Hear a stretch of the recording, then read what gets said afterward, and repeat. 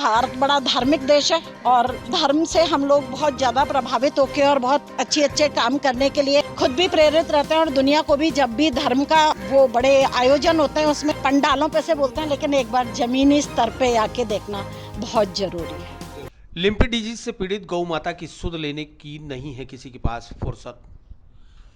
पशु सेवा के नाम पर नगर निगम से करोड़ों रुपए वसूलने वाली संस्था भी हुई गुम। कलयुग में पापियों के तारणहार भगवान श्री कृष्ण का जन्मदिन शुक्रवार को श्री कृष्ण जन्माष्टमी के रूप में शहर भर में बड़े ही हर्षोल्लास के साथ मनाया जा रहा है। अजमेर की नगर निगम रामप्रसाद घाट पर बड़ा आयोजन कर रही है, जहां झांकियों का मंचन होगा, कृष्ण और राधा के रूप धरे जाएंगे, रास रचाया जाएगा। लेकिन भगवान कृष्ण की सबसे अधिक प्रिय गाय की हालत आज इतनी दयनीय है कि जगह जगह गायों के मृत शरीर पड़े हैं। बदबू से लोगों का जीना दुश्वार हो रहा है। बावजूद इसके कोई जनप्रतिनिधि, भामाशाह और सरकार इनकी सुध नहीं ले रही। नगर निगम ने पंचशील भैरूवाड़ा स्थित सब्जी मंडी, जो कि शुरू ही नहीं हो पाई, वहां पर लंपी वायरस डिजीज से ग्रसित लगभग 100 गायों को एक बाड़ा बनाकर रखा है। वहां उन्हें नगर निगम की ओर से चारा, पानी व उनके समुचित देखभाल व इलाज की व्यवस्था की जा रही है। इस व्यवस्था को संभालने के लिए वहां मौजूद हैं नगर निगम के कांजी हाउस प्रभारी ब्रजमोहन सेन। जब मीडिया वहां पहुंची तो प्रभारी ब्रजमोहन सेन भी लाचार दिखाई दिए। उन्होंने कहा कि पर्याप्त साधनों और आर्थिक मदद के यहाँ गायों को संभालना काफ़ी मुश्किल हो रहा है। इन्हीं गायों में कुछ लंपी बीमारी से ग्रसित हैं तो कुछ स्वस्थ भी हैं। वहीं इन गायों के बीच कुछ मृत गाय भी हैं। ऐसे में बड़ी देखभाल की ज़रूरत है, लेकिन कोई भी जनप्रतिनिधि, प्रशासन या भामाशाह इनकी सुध लेने नहीं आ रहा। नगर निगम अपने स्तर पर बेहतर से बेहतर कार्य करने का कार्य कर रही है, लेकिन वह नाकाफ़ी है।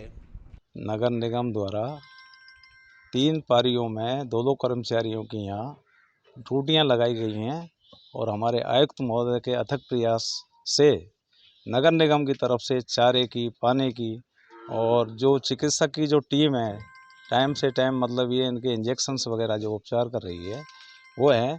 और स्वयंसेवी जो बेचारे धार्मिक प्रवृत्ति के लोग हैं वो भी कुछ मतलब दवाइयाँ वगैरह दे के जा रहे हैं, लेकिन व्यापक स्तर पे जो इनकी मतलब ये देखभाल होनी चाहिए वो नहीं हो पा रही है। जितना प्रयास नगर निगम कर रही है, एक अच्छा बेस्ट प्रयास है नगर निगम का।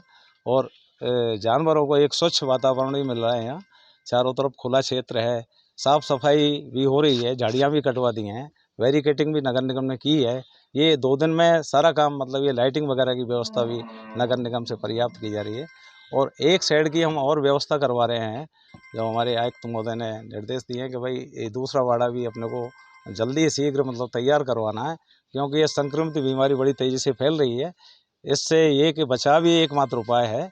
तो जितना मेरा अपील ये भी है कि अजमेर शहर के जो भी संबंधित पशुपालक हैं वो अपने पशुओं को मेन रोडों पर खुला नहीं छोड़ें, अपने बाड़ों में बांधें, जिससे कि ये संक्रमित आगे नहीं बढ़ पाए और रोकथाम हो सके।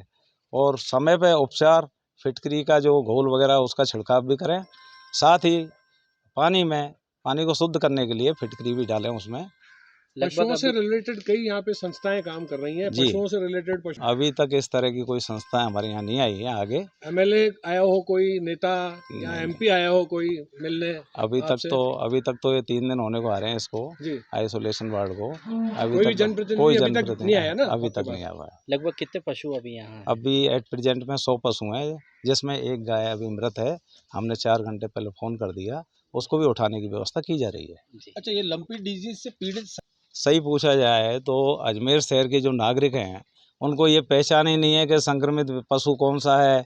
अगर शिकायत जो आती है तो नगर निगम की टीम जाती है, तो उस शिकायत के आधार पर कुछ पशु ऐसे भी हैं जो संक्रमित का मतलब कम प्रभाव है उनमें, उनको भी पकड़ करके लाया जा रहा है। अगर नहीं पकड़ते हैं तो आमजन जो है वो इस तरह से मतलब ये है कि शिकायत करता है कि साहब हमारी शिकायत सुनवाई नहीं हो रही है। फिर भी पूरा प्रयास कर रहे हैं। हमारे पास जो गाड़ी है, वाहन है, उनकी भी सीमित मात्रा में संसाधन है। हमारे पास 2 गाड़ियां चल रही हैं, एक हमने एम्बुलेंस की व्यवस्था भी की हुई है। एक गाड़ी हमारी कल से मतलब ये है कि थोड़ी उसका रिपेयरिंग वगैरह का काम चल रहा है, उसका जो लिफ्ट वगैरह वो काम नहीं कर पा रही है, जैसे वो संचालन की स्थिति में नहीं है। लगभग अभी यहाँ किस तरीके का उपचार आप द्वारा दिया जा रहा है? हमारे द्वारा इनको सुबह 6-7 के बीच में नीम की पत्तियों का धुआं वगैरह किया जा रहा है और साफ़ सफाई का विशेष ध्यान रखा जा रहा है। हरा चारा और सूखा चारा जो है ज्वार की कुट्टी वो भी उपलब्ध कांजी हाउस द्वारा उपलब्ध कराई जा रही है। पीने का पानी है वो भी उसमें फिटकरी वगैरह डाला जा रहा है। तो इस तरह से कुछ हमने लड्डू भी बनवाए थे, गुड़ में हल्दी, अजवाइन और कपूर और अपने काली जीरी वगैरह होती है और काली मिर्च है, उनका एक लड्डू बना करके सभी गायों को खिलाया गया है। जितनी व्यवस्था हो रही है नगर निगम की तरफ से बहुत अच्छी व्यवस्था हो रही है। बाकी जनप्रतिनिधि इसमें सहयोग करें तो और भी बेटर व्यवस्था हो सकती है। अपील करना चाहते हैं ताकि लोग सहयोग के लिए आ सकें, उसमें आप अपील कर सकते हैं। भाई मैं तो आम पब्लिक से, आम जन से, यही जो धार्मिक प्रवृत्ति के लोग हैं, गाय हमारी माता है, तो इसके लिए तो सभी को आगे आना चाहिए। जैसे एक का जुम्मा नहीं है, प्रशासन जितनी व्यवस्था कर सकता है नगर निगम उसके हिसाब से पर्याप्त व्यवस्था है, लेकिन सीमित संसाधन की वजह से फिर भी काम बहुत अच्छी तरह से हो रहा है। मौके पर मीडिया को वी केयर के अध्यक्ष व animal activist doctor Manju Sharma भी मिली, जिनसे बातचीत के दौरान उनकी आंखों से छलकते आंसू गायों की इस बीमारी के दर्द को बयां कर गए कि आखिर उनके इन हालातों की सुध लेने की फुर्सत किसी को क्यों नहीं है।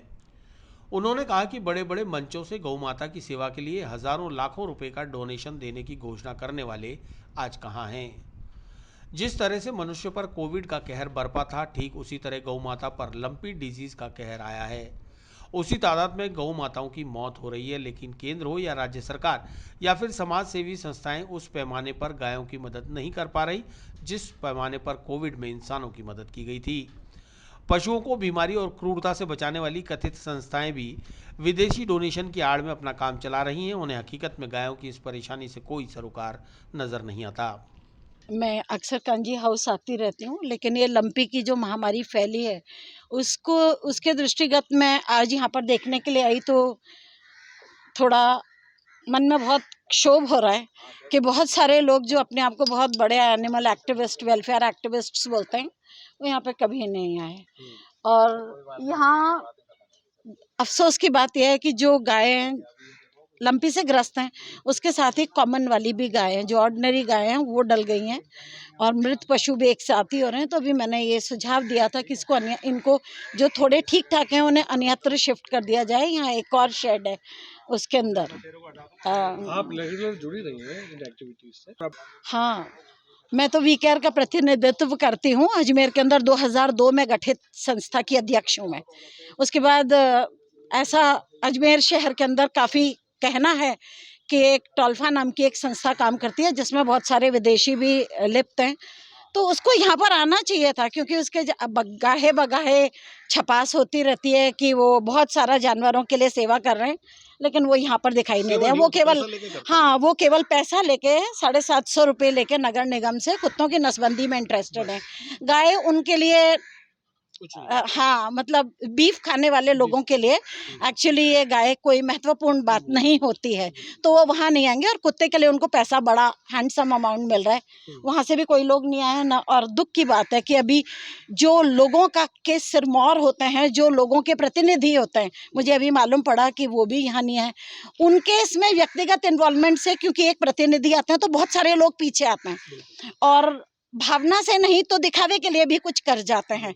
तो शायद यहाँ की सुविधाओं के अंदर कुछ बढ़ोतरी हो सकती थी। सुविधाएं ये मैं सुबह से देख रही हूँ इनको, सैन जी को यहाँ पे काम करते हुए। व्यवस्था तो सुधरनी चाहिए, है ना।